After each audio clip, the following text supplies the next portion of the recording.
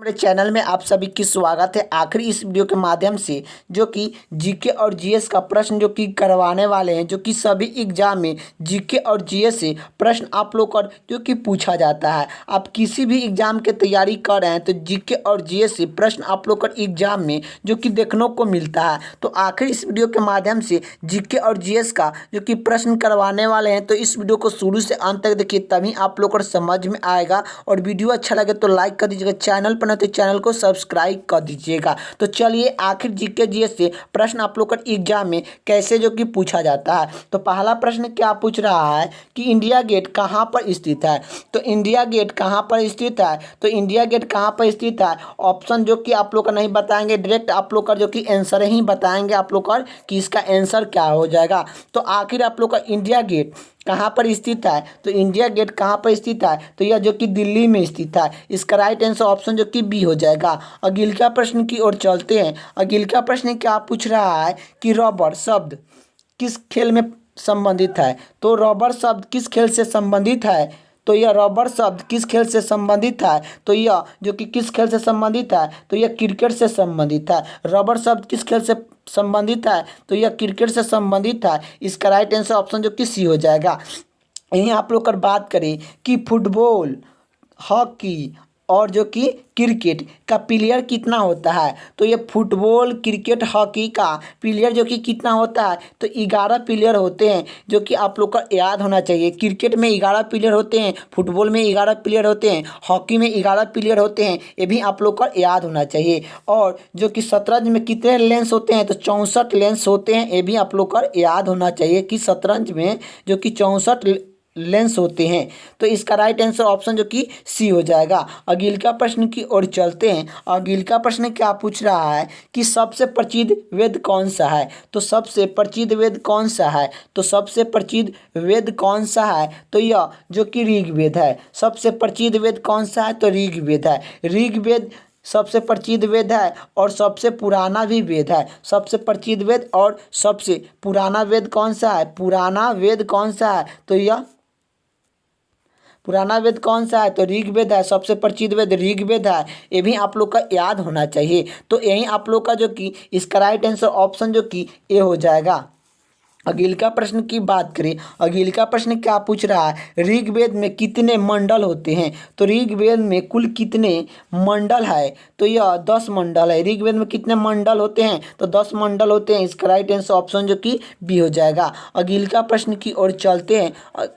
अगला प्रश्न क्या पूछ रहा है, वेदों की संख्या कितनी है। तो वेदों की संख्या कितनी है, तो वेदों की संख्या जो कि 4 है। वेदों की संख्या कितनी है, तो 4 वेद है। इसका राइट आंसर ऑप्शन जो कि सी हो जाएगा। अगला प्रश्न की ओर चलते हैं। अगला प्रश्न क्या पूछ रहा है कि पालक वंश का संस्थापक कौन था। तो पालक वंश का संस्थापक था, तो पालक वंश का संस्थापक गोपाल है। तो पालक वंश का जो कि पालक वंश का स्थापना कौन किए थे, तो ये गोपाल ने किए थे। तो पालक वंश का संस्थापक कौन था, तो ये गोपाल थे। इसका राइट आंसर ऑप्शन जो कि सी हो जाएगा। इसका राइट आंसर ऑप्शन जो कि सी हो जाएगा, गोपाल। अगला प्रश्न क्या पूछा जा रहा है। अगला प्रश्न यही है कि किसने कहा था कि तू मुझे खून दो मैं तुझे आज़ादी दूंगा। यह किसने कहा था, तो आखिर आप लोग को बताना है कि किसने कहा था कि तू मुझे खून दो मैं तुझे आज़ादी दूंगा। तो यह सुभाष चंद्र बोस ने कहे थे। सुभाष चंद्र बोस का नारा है कि तू मुझे खून दो मैं तुझे आज़ादी दूंगा। यह सुभाष चंद्र बोस का नारा है।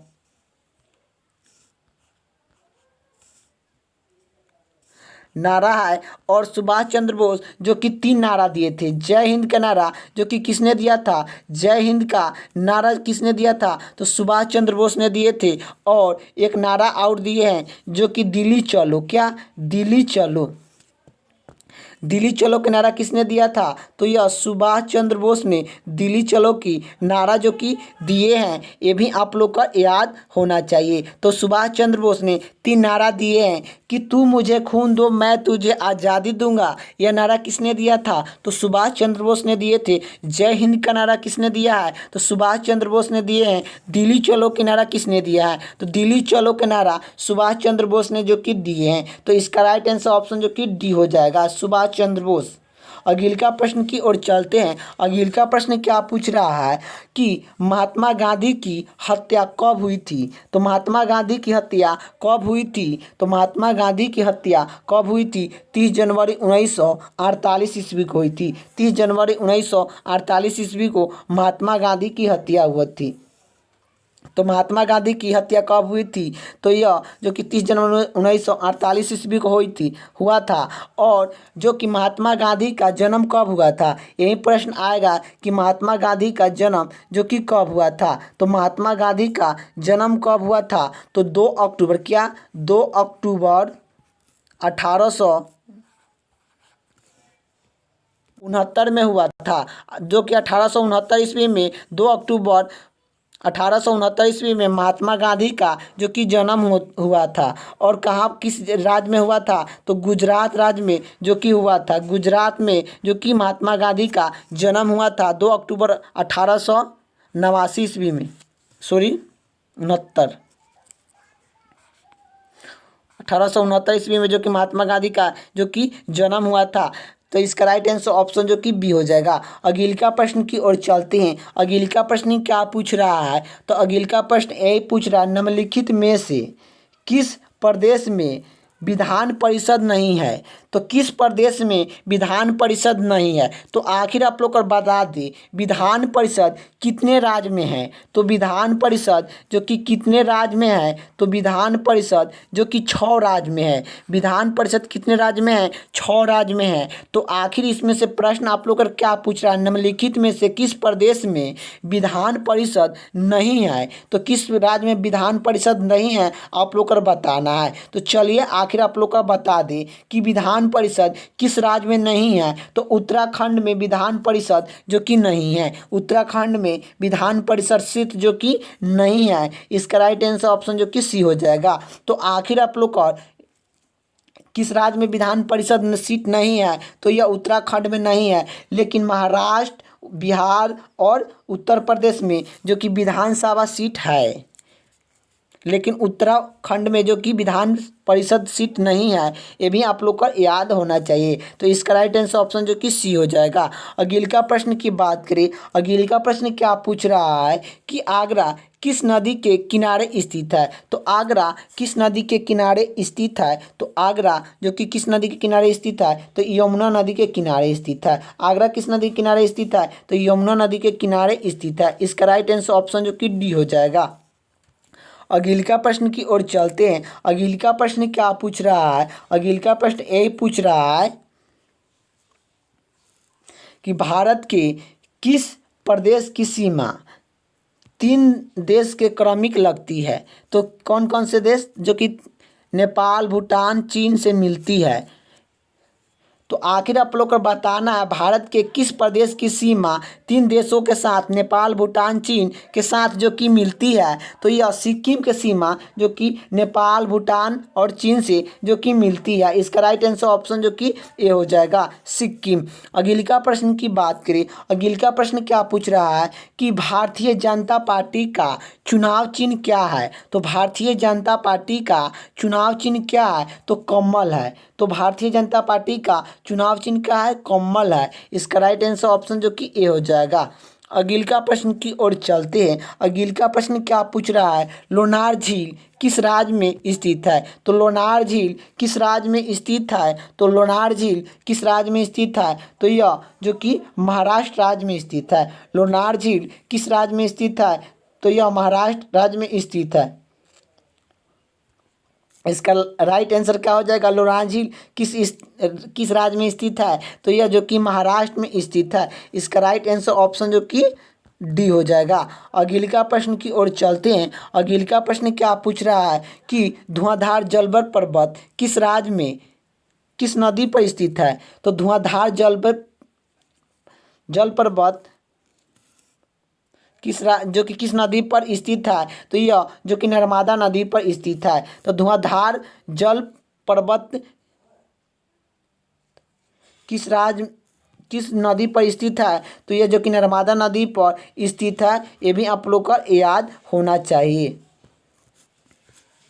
अगला प्रश्न की ओर चलते हैं। अगला प्रश्न क्या पूछ रहा है कि उपराष्ट्रपति का चुनाव में कौन कौन से मतदाता करता है। तो उपराष्ट्रपति के चुनाव में कौन कौन से मतदाता करते हैं। तो उपराष्ट्रपति का चुनाव होता है, उसमें कौन कौन से मतदाता करते हैं। तो यह जो कि लोकसभा और राज्यसभा के सदस्य करते हैं। लोकसभा राज्यसभा का सदस्य उपराष्ट्रपति के चुनाव में मतदाता करते हैं, लोकसभा और राज्यसभा के सदस्य। इसका राइट आंसर ऑप्शन जो कि डी हो जाएगा।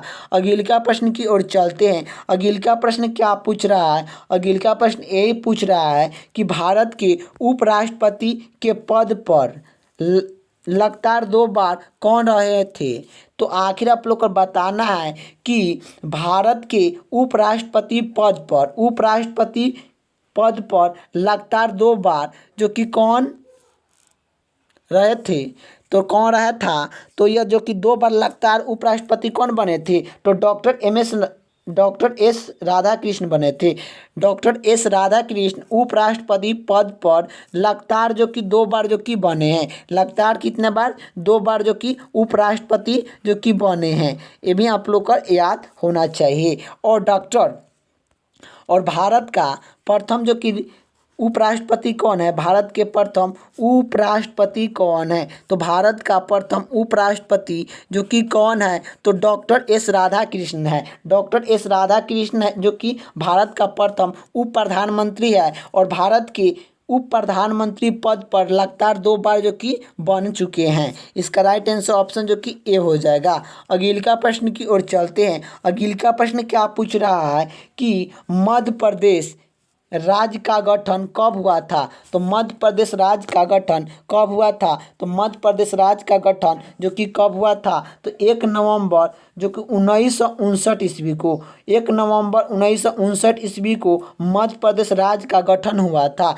इसका राइट आंसर ऑप्शन जो कि डी हो जाएगा। अगला प्रश्न की बात करें। अगला प्रश्न क्या पूछ रहा है कि भाषा के आधार पर भारत में पहला राज्य कौन सा बनाया गया। तो भाषा के आधार पर भारत में पहला राज्य कौन सा बनाया गया था। तो यह कौन बनाया गया था। तो आंध्र प्रदेश जो कि भाषा के आधार पर जो कि भारत में पहला राज्य जो कि कौन बनाया गया था। तो आंध्र प्रदेश जो कि भाषा के आधार पर पहला जो कि राज्य जो कि भारत में बना था। तो भारत जो कि भाषा के आधार पर कौन सा राज्य जो कि भारत में बना था। तो आंध्र प्रदेश जो कि बना था। इसका राइट आंसर ऑप्शन जो कि ए हो जाएगा। अगला प्रश्न क्या पूछ रहा है। झारखंड राज्य कब गठन हुआ था। तो झारखंड राज्य कब गठन हुआ। तो झारखंड राज्य का गठन कब हुआ था। तो यह जो कि 15 नवंबर 2000 ईस्वी को 15 नवंबर 2000 ईस्वी को झारखंड राज्य का गठन हुआ था। ये भी आप लोग को याद होना चाहिए। इसका राइट आंसर ऑप्शन जो कि ए हो जाएगा। अगला प्रश्न की ओर चलते हैं। अगला प्रश्न क्या पूछ रहा है। 42वें संविधान शोधन द्वारा प्रस्तावना में निम्नलिखित में से कौन सा शब्द को जोड़ दिया गया। तो आखिर आप लोग को बताना है कि 42वें संविधान शोधन के द्वारा जो कि प्रस्तावना में निम्नलिखित में से कौन सा भाषा जो कि शब्द को जोड़ दिया गया है। तो आखिर जोड़ दिया गया। तो यह आप लोग को बताना है कि 42वें संविधान शोधन के द्वारा प्रस्तावना में निम्नलिखित में से कौन सा शब्द को जोड़ दिया गया। तो यह जो कि कौन सा जोड़ दिया गया। तो यह जो कि कौन सा समाजवादी शब्द को जो कि 42वें संविधान शोधन में प्रस्तावना में जो कि जोड़ दिया गया है। तो प्रस्तावना में 42वें संविधान शोधन के द्वारा जो कि कौन सा शब्द को जोड़ दिया गया है। तो समाजवादी को जो कि जोड़ दिया गया है। इसका राइट आंसर ऑप्शन जो कि सी हो जाएगा। अगला प्रश्न की बात करें। अगला प्रश्न क्या पूछ रहा है। अगला प्रश्न यही पूछ रहा है भारतीय संविधान में समवर्ती सूची किसके संविधान से लिया गया है। तो भारतीय संविधान में समवर्ती सूची किस संविधान से लिया गया है। तो समवर्ती सूची जो कि किस संविधान से लिया गया है। तो यह जो कि ऑस्ट्रेलिया से लिया गया है। ऑस्ट्रेलिया से समवर्ती सूची संविधान जो कि लिया गया है। तो भारतीय संविधान में समवर्ती सूची किस संविधान से लिया गया है? तो ऑस्ट्रेलिया संविधान से लिया गया है। यही पूछेगा समवर्ती सूची वर्तमान जो कि पहले कितना था, पहले जो कि विषय समवर्ती सूची का विषय कितना था? 47 था। विषय कितना था? 47 था। अब कितना विषय है? तो अब जो कि विषय की बात करें, अब विषय जो कि वर्तमान में विषय समवर्ती सूची का कितना है? तो 51 हो गया है। पहले 47 था विषय, अब कितना विषय हो गया है? तो जो कि 51 विषय जो कि हो गया है। समवर्ती सूची संविधान का किस संविधान से लिया गया है? तो ये ऑस्ट्रेलिया संविधान से लिया गया है। अगले का प्रश्न की बात करें, अगले का प्रश्न क्या पूछ रहा है? भारतीय संविधान की आत्मा किसे कहा जाता है? तो भारतीय संविधान की आत्मा जो कि किसे कहा जाता है? तो प्रस्तावना को भारतीय संविधान को आत्मा कहा जाता है। तो भारतीय संविधान को आत्मा किसे कहा जाता है? तो प्रस्तावना को कहा जाता है। इसका राइट आंसर ऑप्शन जो कि बी हो जाएगा। अगले का प्रश्न की ओर चलते हैं। अगले का प्रश्न क्या पूछ रहा है कि भारत का संविधान पूर्ण रूप से तैयार कब हुआ? तो आखिर आप लोग को बताना है भारत का संविधान पूर्ण रूप से तैयार हुआ। तो पूर्ण रूप से तैयार हुआ कब हुआ? तो आखिर आप लोग को बताना है कि सभी भारतीय संविधान पूर्ण रूप से तैयार कब हुआ था? 26 दिसंबर 1949 को हुआ था। 26 दिसंबर 1949 को जो कि भारत का संविधान पूर्ण रूप से तैयार जो कि हुआ था। इसका राइट आंसर ऑप्शन जो कि सी हो जाएगा। तो भारत का संविधान पूर्ण रूप से तैयार हुआ तो 26 नवंबर 1949 को हुआ था। 26 नवंबर 1949 को हुआ था। यही पूछेगा कि भारत का संविधान लागू कब हुआ? तो लागू यही हुआ 26 जनवरी 1950 को। 26 जनवरी 1950 को संविधान को लागू किया गया था। यही पूछेगा कि भारतीय संविधान दिवस कब मनाते हैं? तो भारतीय संविधान दिवस हम लोग कब मनाते हैं? तो भारतीय संविधान दिवस हम लोग जो कि 26 नवंबर को हम लोग मनाते हैं। 26 नवंबर को हम लोग भारतीय संविधान दिवस के रूप में मनाते हैं। ये भी आप लोग को याद होना चाहिए। तो इसका राइट आंसर ऑप्शन जो कि सी हो जाएगा। अगले का प्रश्न की ओर चलते हैं। अगले का प्रश्न क्या पूछ रहा है कि दूध के घनत्व किसके द्वारा मापा जाता है? तो दूध का घनत्व किसके द्वारा जो कि मापा जाता है? तो लेक्टोमीटर के द्वारा दूध का घनत्व को मापा जाता है। इसका राइट आंसर ऑप्शन जो कि डी हो जाएगा। अगले का प्रश्न की ओर चलते हैं। अगले का प्रश्न क्या पूछ रहा है? निम्न में से किसका उपयोग ऊंचाई को मापने के लिए होता है? तो ऊंचाई को मापने के लिए किसका उपयोग होता है? तो अल्टोमीटर का होता है। निम्न में से किसका उपयोग ऊंचाई को मापने के लिए होता है? तो अल्टोमीटर से हम लोग ऊंचाई नापते हैं। तो इसका राइट आंसर ऑप्शन जो कि ए हो जाएगा। अगले का प्रश्न की ओर चलते हैं। अगले का प्रश्न क्या पूछ रहा है कि भूकंप की तीव्रता किसके द्वारा मापा जाता है? तो भूकंप की तीव्रता किससे मापा जाता है? तो भूकंप की तीव्रता किससे मापा जाती है? तो यह जो कि सिस्मोग्राफिक से भूकंप की तीव्रता को मापा जाता है। इसका राइट आंसर ऑप्शन जो कि बी हो जाएगा। तो भूकंप की तीव्रता किसके द्वारा मापा जाता है? तो सिस्मोग्राफी के द्वारा जो कि मापा जाता है। अगले का प्रश्न क्या पूछ रहा है कि फेदोमीटर का प्रयोग किसके मापने के लिए किया जाता है? तो फेदोमीटर का प्रयोग किसके मापने के लिए किया जाता है? तो समुद्र की गहराई को मापने के लिए फेदोमीटर का प्रयोग जो कि किया जाता है। इसका राइट आंसर ऑप्शन जो कि बी हो जाएगा। अगले का प्रश्न की बात करें। अगले का प्रश्न क्या पूछ रहा है? अगले का प्रश्न यही पूछ रहा है कि एम्पियर क्या मापने के लिए इकाई है? तो एम्पियर क्या मापने की इकाई है? तो एम्पियर क्या मापने की इकाई है? तो यह जो कि विद्युत धारा को मापने के लिए इकाई है। एम्पियर क्या मापने की इकाई है? तो एम्पी जो कि विद्युत धारा के मापने की इकाई है। इसका राइट आंसर ऑप्शन जो कि डी हो जाएगा। अगले का प्रश्न क्या पूछ रहा है? निम्न में से कौन सी गैस वायु को प्रदूषित नहीं करती है? तो निम्नलिखित में से कौन सी गैस वायु को प्रदूषित नहीं करती है? तो वायु को प्रदूषित कौन सी गैस नहीं करती है? तो जो कि CO2 जो कि वायु को प्रदूषित नहीं करती है। गैस कौन सा गैस जो कि वायु को प्रदूषित नहीं करती है, तो ये जो कि CO2 जो कि नहीं करती है। इसका राइट आंसर ऑप्शन जो कि डी हो जाएगा। अगले का प्रश्न की बात करें, अगले का प्रश्न क्या पूछ रहा है? अगले का प्रश्न ये पूछ रहा है कि मानव शरीर में भोजन का रक्त के द्वारा अवशोषित कहाँ से सैद्धांतिक होती है? तो मानव शरीर में भोजन का रक्त के द्वारा अवशोषित कहाँ से सैद्धांतिक होती है? तो यह छोटी आंत से होती है। क्या? छोटी आंत से जो कि होती है। इसका राइट आंसर क्या हो जाएगा? ऑप्शन जो कि डी हो जाएगा कि मानव शरीर में भोजन का रक्त द्वारा अवशोषित कहाँ से होती है? तो यह जो कि छोटी आंत से होती है। इसका राइट आंसर ऑप्शन जो कि डी हो जाएगा। अगले का प्रश्न क्या पूछ रहा है कि रक्त में लाल रंग निम्न में से किस कारण से होता है? तो आखिर बताना है कि रक्त में लाल रंग निम्न में से किस कारण से होता है? तो रक्त में लाल रंग किस कारण से होता है? तो हीमोग्लोबिन के कारण जो कि रक्त में होता है, लाल रंग दिखाई देते किस कारण से होता है? तो हीमोग्लोबिन के कारण जो कि रक्त का रंग लाल दिखाई देता है। इसका राइट आंसर ऑप्शन जो कि ए हो जाएगा। तो रक्त में लाल रंग निम्न में से किस कारण से होता है? तो हीमोग्लोबिन के कारण से जो कि रक्त में लाल रंग होता है। इसका राइट आंसर हो जाएगा। तो आखिर आप लोग का जो कि वीडियो कैसा लगा आप लोग का कमेंट बॉक्स में बताना है। वीडियो अच्छा लगे तो लाइक कर दीजिएगा, चैनल पर नहीं तो चैनल को सब्सक्राइब कर दीजिएगा। तो जय हिंद, जय भारत।